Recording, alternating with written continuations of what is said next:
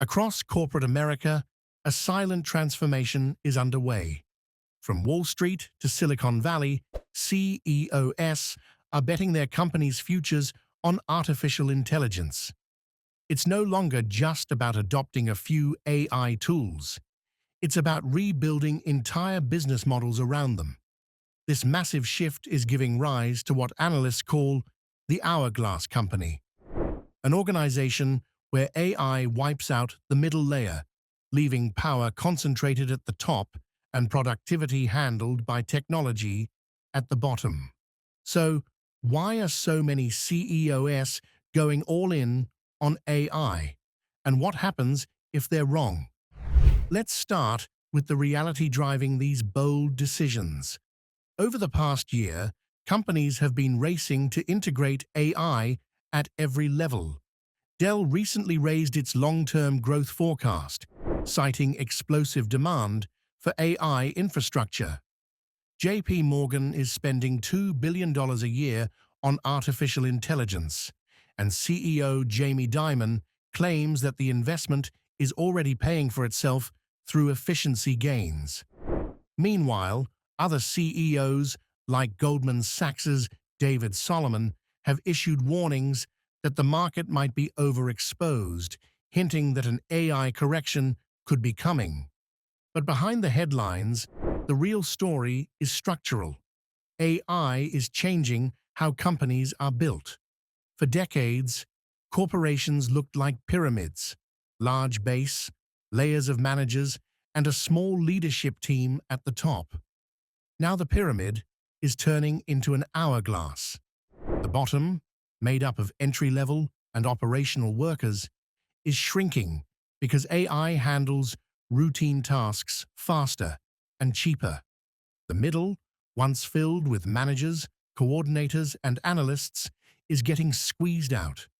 What remains is a large concentration of power and vision at the top, and a lean, AI-driven base that does the execution. That's the new business architecture, the Hourglass Company. CEOs are embracing this shift because they see no alternative. In a recent Wall Street Journal survey, nearly 9 out of 10 global CEOs said AI is the most important technology for future profitability. They believe it's the key to cutting costs, increasing margins, and accelerating innovation. But this transformation isn't just technological, it's cultural. When you remove the middle layer of an organization, you're removing the human translators between strategy and execution. That changes how decisions are made, how accountability works, and how failure unfolds. Many executives argue that AI creates a new kind of efficiency, but others quietly admit it creates new risks, and it moves those risks upward. When middle managers disappear, CEOs are closer to the ground, but also more exposed. A single bad algorithm, a biased model, or a misfired automation can create a chain reaction that reaches the top instantly. Still, the incentives to push forward are overwhelming. The market now rewards AI ambition. Investors pour capital into companies with bold AI narratives. Every quarterly call mentions AI strategy more than any other buzzword. In 2025 alone, global AI-related deal value jumped by over 120%, even as total deal volume fell.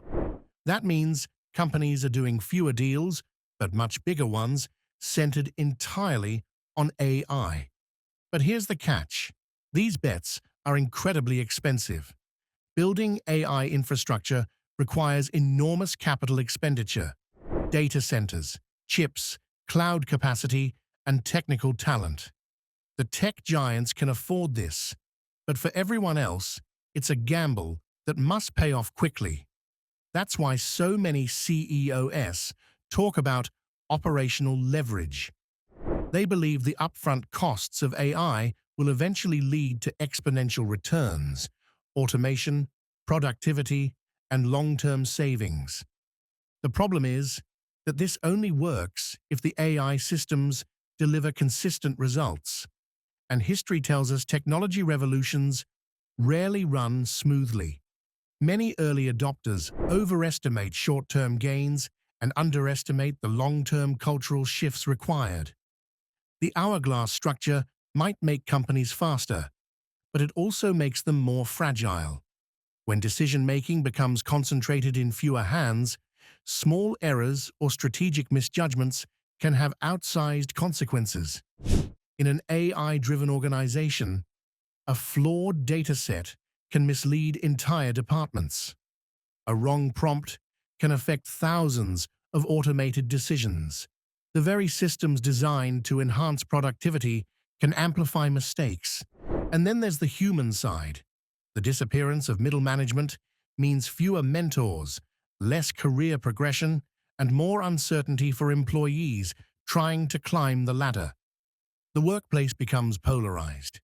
Senior leaders at the top, AI systems at the bottom, and fewer opportunities in between. This structural change is already visible. Microsoft recently reorganized its commercial leadership around its AI strategy. OpenAI is shifting its focus toward enterprise clients. Even traditional businesses like Kroger and Ford are investing heavily in AI-driven analytics, logistics, and forecasting. The message is clear. AI isn't just a department anymore. It's the core operating system of modern business. But what happens when the hype fades? Some CEOs are preparing for that possibility. They're setting up internal AI risk boards to monitor compliance, bias, and data ethics. Others are quietly diversifying their capital, balancing AI projects with stable revenue streams. The smartest leaders are adopting hybrid strategies, letting AI handle scale, while keeping human oversight in critical areas like ethics, judgment, and creative decision-making. Because in the end, the winners of the AI era won't be the companies that invest the most money. They'll be the ones that balance ambition with realism. Those that build transparency, keep human checks in place, and design systems that can adapt when technology stumbles. The Hourglass Company is not just a buzzword. It's the future shape of global business. A future where automation replaces middle layers, where decisions move faster, and where CEOs are closer than ever to both opportunity and risk.